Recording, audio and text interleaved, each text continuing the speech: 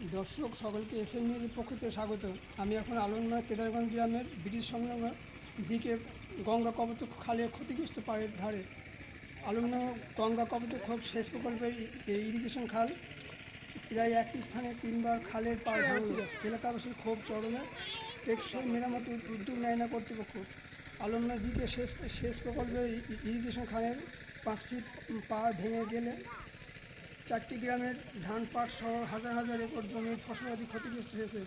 এই সময় প্রচণ্ড পানির তোড়ে ভেসে যাওয়া জাগ দেওয়া পাট উদ্ধার করতে গেলে নানা আরজ আলী ও নাতি জীবন আলী মারাত্মকভাবে আহত হয়।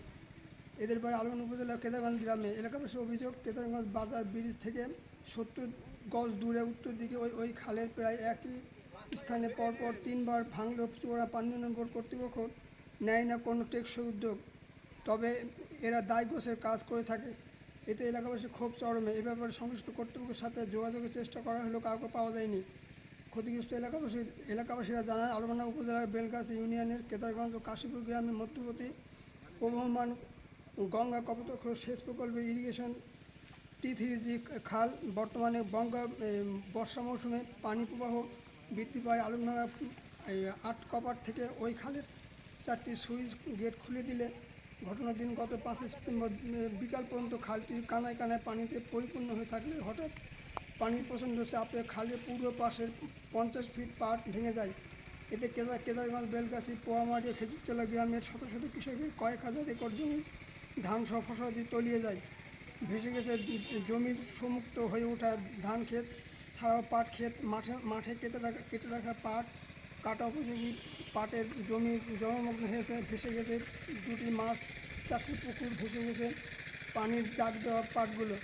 তবে ভেসে যাওয়া জাগ দেওয়া পাট উদ্ধারে গেলে পানির তোড়ে কেদারগঞ্জ গ্রামের আরজ আলী ও জীবন আলী আহত হয়েছে। এই সময় অন্যান্য কৃষকেরা শুধু নিরুপায় চোখে দেখেছে তাদের স্বপ্নের ফসল ডুবে যাওয়ার নিদারুণ দৃশ্য। এদিকে এবার নিয়ে ওই খালের পাড় 3বার ভাঙল, অথচ কর্তৃপক্ষ কোনো টেকসই মেরামত উদ্যোগ নেয় না। অন্যদিকে 9 সেপ্টেম্বর থেকে চোরা পানি উন্নয়ন বোর্ড কর্তৃপক্ষ খালের পাড় ভাঙার নির্মাণ শুরু করেছে।